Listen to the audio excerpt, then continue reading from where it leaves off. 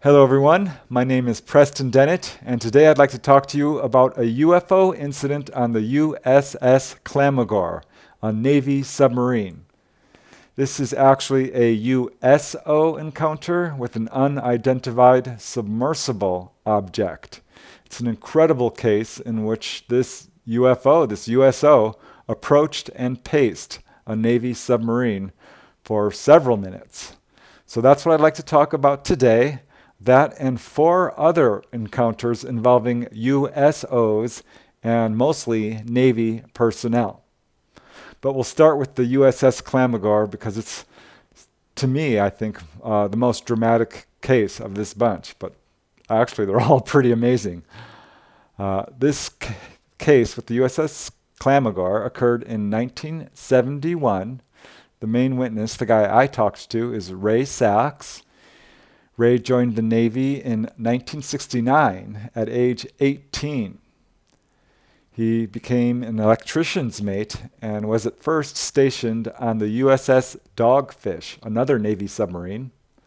But the U.S. Navy decided to sell the Dogfish to the Brazilian Navy, and Ray was transferred as an electrician's mate to the USS Clamagore. And here's where things got really interesting. Turns out the USS Clamagore carried two Mark 45 anti-submarine torpedoes in the aftertubes. Mark 45s are nuclear torpedoes. They're designed by the Navy to be used against high-speed, deep-diving enemy submarines, and each one weighs about 2,400 pounds and contains a nuclear warhead that can hit a target up to 8 miles distant. So the Clamagore not only carried these, it had been recently modernized and now carried the most advanced ranging sonar available at that time. So it was aboard this submarine, the Clamagore, that Ray and, frankly, all the people on the submarine had an incredible encounter. Again, this is 1971. The USS Clamagore was heading north in the Atlantic Ocean, traveling on the surface. On this particular evening, Ray had been assigned watch duty with another petty officer. So Ray was up there with the other officer, the deck officer, and the commander of the submarine, Peter B. Boyne. And without warning, the submarine was approached from the stern, from behind, by a very fast-moving, glowing object beneath the surface of the water. And I'll just let Ray Sachs describe what happened in his own words. As he says, this object closed from dead astern and slightly to our right. It closed in at an extremely high speed, in excess of 80 knots. And it closed until it got right next to us. Then it went from 80 knots to matching us at 12 knots. So 80 knots is faster than our own submarines can go, certainly.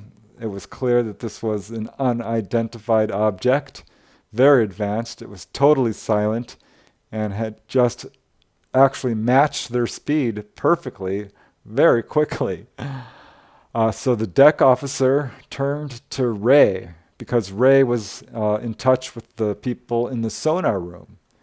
And the deck officer turns to Ray and asks him, "What is the contact?" And Ray just shook his head and said that the sonar guys were telling him that they couldn't see anything. And he joked, well, maybe it's Captain Nemo in the Nautilus. The deck officer did not think that was very funny. All four guys were just staring at this thing in complete shock. They had no idea what it could possibly be. It was totally silent, and at this point, all the guys in the sonar room, they wanted to see it, so they came up on deck and observed it.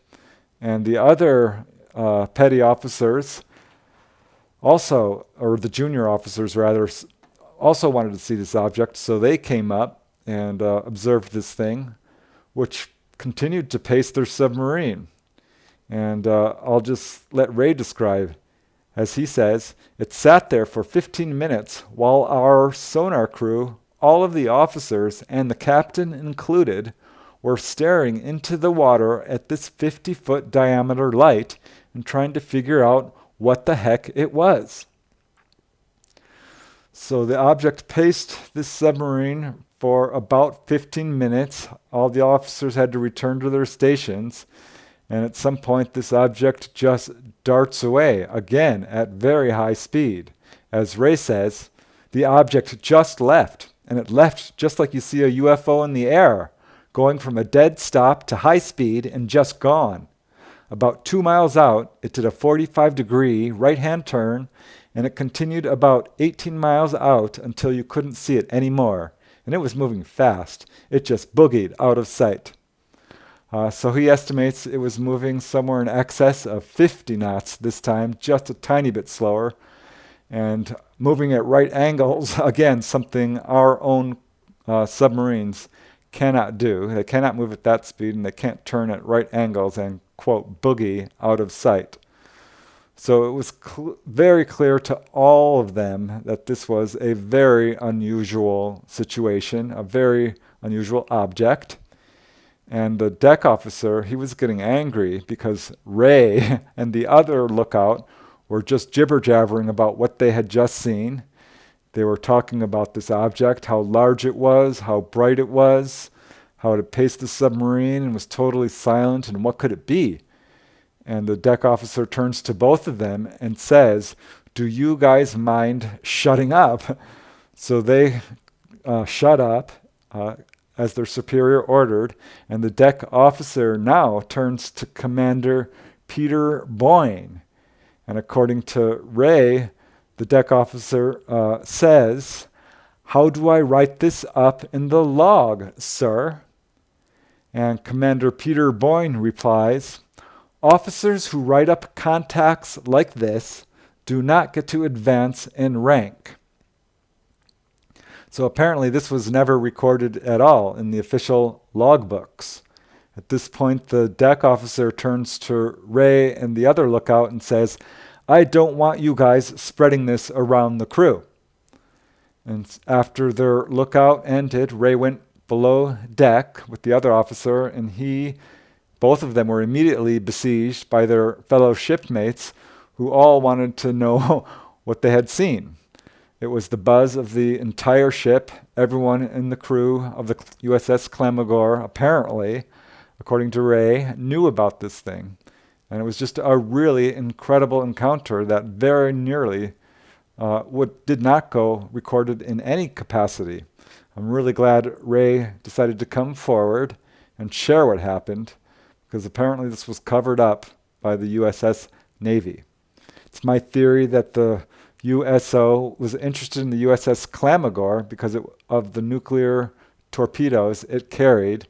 And this is a pattern we see in other UFO cases where UFOs and USOs show an interest in anything nuclear, whether it's a nuclear power station or nuclear missiles or what have you. Interestingly, that was not the only weird incident that happened. There was another incident where all power on board the submarine completely failed. This should be impossible because there are numerous backup systems to prevent this from happening, and it was totally unexplained. And thankfully, it was only a very brief instance. But Ray thought it was important to mention because it might be related to all this. So that's an incredible case. And there are many others. I'd like to talk about another incident which happened in February of 1983 off the coast of Catalina Island, the outward-facing coast of Catalina Island. The main witness is Dr. Gary Wagner, who contacted me after hearing about my USO research and wanted to share his experience, which occurred on board the USS Long Beach, which is a nuclear-powered guided missile cruiser. And I'll just let Gary describe what happened in his own words. This is Gary talking. "While in the U.S. Navy, we patrolled on the outward side of Catalina one evening after a thunderstorm. I was a lookout at the time and had direct communication to the ship's radar operators and the ship's bridge. I and approximately 15 to 20 of my shipmates witnessed a UFO approximately 3 miles away, outbound from Catalina. It was a light shaped like a half moon with a notch cut out of the bottom middle part. It changed in size from large to very small while maintaining the same relative shape. It also changed in visual intensity. It would blink rapidly, then remain lit, and then it would change size and blinking frequency. This occurred for about 15 minutes. I asked the radar operators what they saw on the scope. They had no surface contact on radar. When I asked the bridge what it was, the sailor at the other side of the headset said the bridge officers are too busy looking at the object themselves. So Gary was not able to obtain any other information from the people on the bridge or his other officers as to what this thing was. But he definitely believes it was unusual. It was not the first time he had seen a UFO while in the Navy. Once while he was in patrol in the Indian Ocean, he and about 6 other sailors watched 2 very fast-moving lights streak across the sky from one end to the other. And he was in touch with the radar operator at the time and asked him what the air contact was. The radar officer didn't respond. Instead, another officer came on the line and said, "You did not see anything." And Gary, of course, didn't talk about it after that. But he, like other witnesses, feel that this sort of information is important enough that it should be revealed. And I totally agree. I mean, these are amazing cases. Another case I'd like to talk about is actually a classic case. This occurred in 1956, long before I had arrived on this planet, so I wasn't able to interview the witnesses firsthand. But it's such an incredible case that I thought I would talk about it here, because it's not super well known, and it deserves to be. This incident occurred on February 9th, 1956, off the coast of Redondo Beach. It started around 1:30 a.m. when residents of the area, as well as police officers from both Hermosa Beach and Redondo Beach, as well as lifeguards, saw this object come swooping down out of the sky. It was described as being about 10 to 20 feet in size, bright and fiery, glowing orange, and it came down in a kind of gliding or swooping pattern and landed on the surface of the ocean about 100 to 300 feet off the coast of Redondo Beach. While this was much earlier than today, the area was by no means isolated, and numerous people saw this. Soon there was a crowd of people watching it, including police officers Marvin Poor and John Freeland and Jack Hopkins. One of the residents who saw it was Martin Dumbrell, and some of the lifeguards who saw it was Lieutenant Frank Rodeker and Ted Davis. So there's a whole group of people watching this thing, and it's just hovering there for about 20 minutes or so on the surface. It's very bright. At some point it sinks below the surface of the water, and they can still see its brightness, but now the water is becoming all frothy and foamy.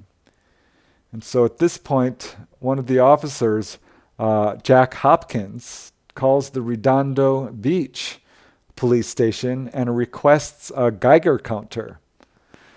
Shortly later, the Geiger counter arrives, and Lieutenant Frank Rodeker and another lifeguard row out to this thing and actually go right over it. And as Frank Rodeker says, it was a big thing. It was maybe 15 feet across, and it was still glowing down there under the water almost until we got there. Unfortunately, or as if in response, this object winked out right when the lifeguards approached. So they weren't able to get a real good look at it close up. And they took out the Geiger counter and did not get any readings from it. They decided after searching around a little bit, they rowed back to shore, at which point one of the witnesses, Martin Dumbrell, joked with them and said, maybe the Martians saw you and turned out the lights, which, yeah, may be a joke, but could be not far from the truth. One of the lifeguards, Ted Davis, he joked and said, or maybe they already waded ashore. So a very interesting case, and it generated a lot of attention. The next morning, there were still witnesses there. There were reporters. People wanted to know what happened. And this object made no reappearance. However, the Navy decided that they would send out a couple of divers to investigate the area. And that's exactly what they did. After the sun rose, 2 lifeguards donned their scuba diving gear. One of them was Lieutenant Don Hill. Another was a really well-known diver by the name of Bob Maestral, a diving expert. And together the 2 of them went out there to see if they could find anything. And surprisingly, they came back with something. About 40 minutes later, after diving, they returned claiming that they had found the culprit. The UFO, they said, was not a UFO at all. It was, in fact, a U.S. Signal Corps sea search flashlight with a special water battery. This flashlight actually has a sensor which turns on the flashlight automatically after 3 minutes of being exposed to water, and it burns for about 1 hour. So this was the explanation released to the press to explain this incident, or in my opinion, to debunk it. And other UFO researchers, of course, have looked into this incident, and they don't buy this explanation offered by officials for 1 second. One researcher who looked into this is Idabel Epperson, and as she writes, as usual, there are discrepancies, and the reader is left with unanswered questions. The police officers reported that the object was aglow before it hit the water. There was also no explanation as to what kept the solid object afloat for 20 minutes or longer and then automatically caused it to sink. If something kept it afloat, why did it finally sink?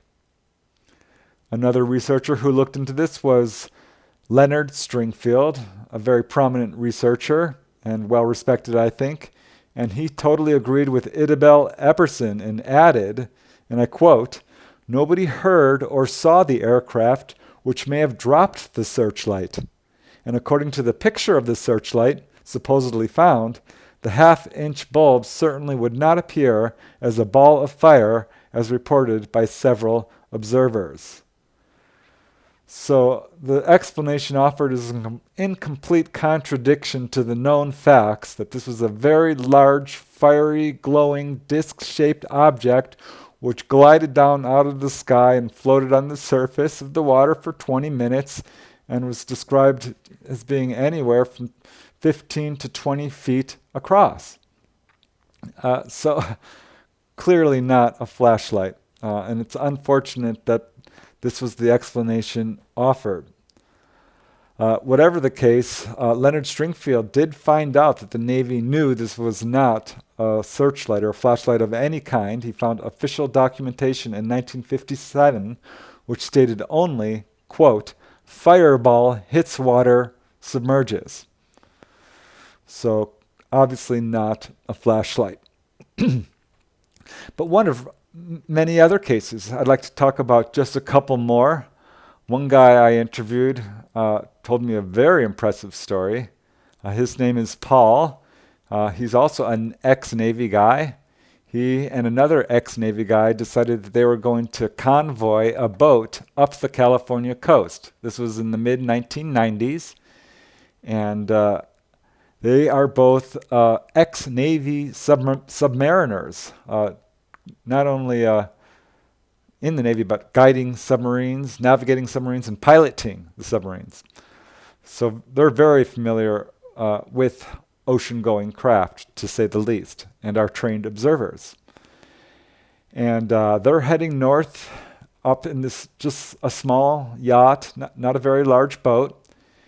They started out at Dana Point and got all the way up to San Simeon. This is late at night. It's a dark, stormy night when suddenly off the coast, just a short distance off the coast, maybe a few hundred yards, they saw a very bright object, what appeared to be a boat of some kind, except no boat that they had ever seen before. First of all, this object was in an area where it shouldn't or couldn't be because it was very rocky and boats were not allowed to go there. You would be destroyed. So they couldn't figure that part out. And also, it just did not look like a normal boat at all. It had none of the normal navigation lights at all. It was very large, like the size of a tanker, according to their radar, and extremely bright.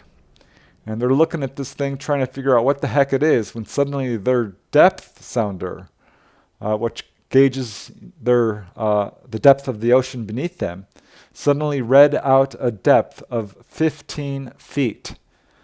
They knew this couldn't be true because they knew their position, and yet they couldn't take any chances.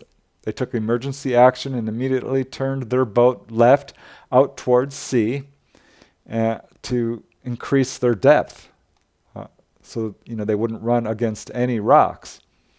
And once their depth sounder read a normal depth, they turned their attention back to this object and were shocked because it was no longer in the same position. It had moved about 1 to 2 miles, they estimate, and was now much deeper out into sea and was in fact directly in front of their boat and heading towards them. They stopped moving and just let this thing, whatever it was, approach them, which it did. It approached them in a distance of less than a mile, which at sea is very close.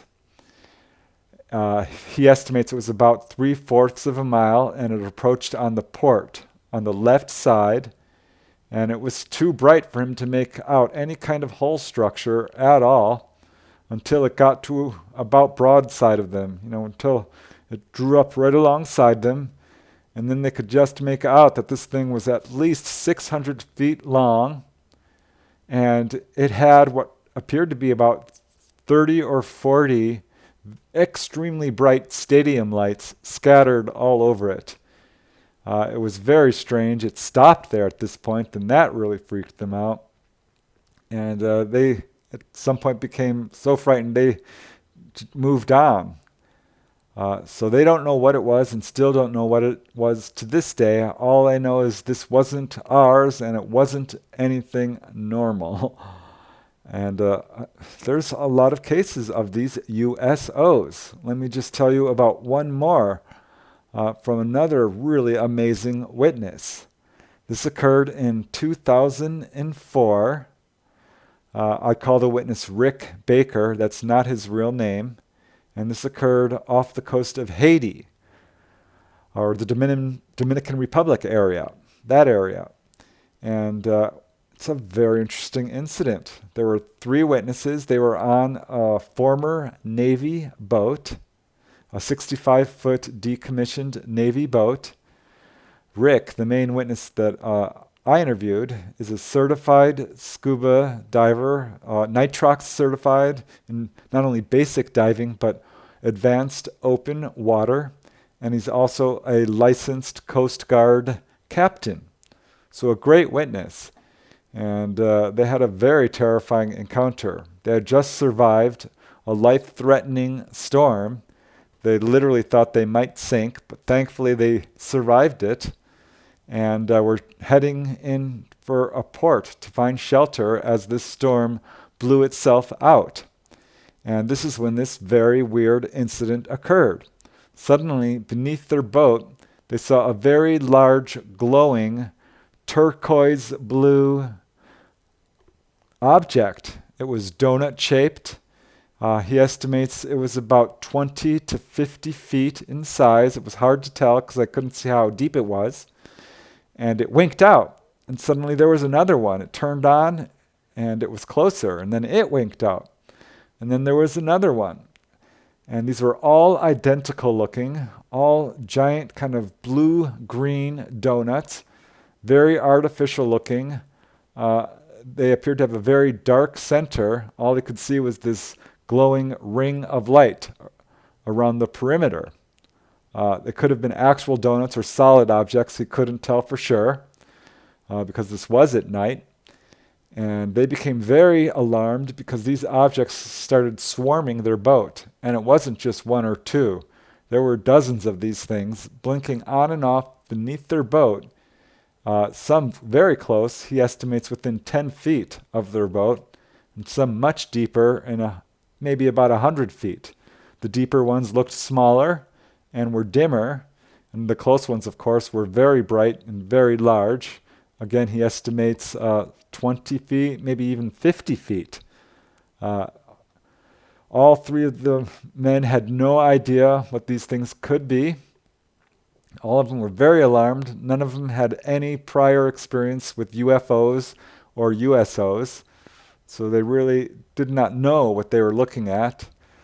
They were pretty confident this was not any kind of Navy experiment because it was a very isolated area, and there's no evidence of Navy activities in this area. So they pretty much discounted that, not only because of that, but because of the way these objects were behaving, swarming around their boat. And these objects followed and swarmed around their boat for a few moments, long enough to, scare them pretty badly, and finally moved off or just disappeared. And these guys decided they were still going to head directly into the closest port that they could find, which they did.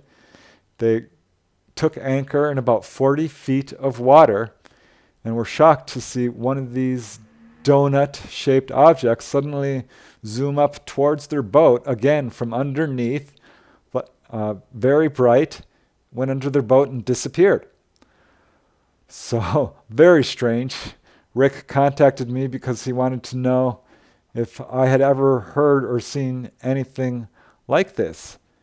And I had to tell him, no, I don't have any case quite like this, but I have many similar cases in which USOs do target boaters. And it certainly seemed to target his boat in this case. He wondered if it might be some sort of marine life, and I looked. I couldn't find any type of marine life that at all matched his description of what these guys saw. So these are just a few of the many USO accounts I've researched. I wrote about these cases and others in my book, Undersea UFO Base. That book focuses mostly on USO activity off the Southern California coast, and I tried to put forth in sort of a case for a possible existence of an undersea UFO base in this area. But the book does cover other cases around the world because it does appear that our oceans are swimming with USOs, and there's all kinds of activity going on beneath the water, beneath the surface of the waves that we don't see, and certainly the Navy isn't talking, at least not in an official capacity. So I'm really grateful to these whistleblowers who have come forth and spoken with me and other investigators and shared what they know about these objects that are swarming around in our oceans. And they felt it was important to talk about and let people know, and so do I. And that's why I put together this video. So once again, I hope you enjoyed it. Thanks very much for listening, and keep having fun.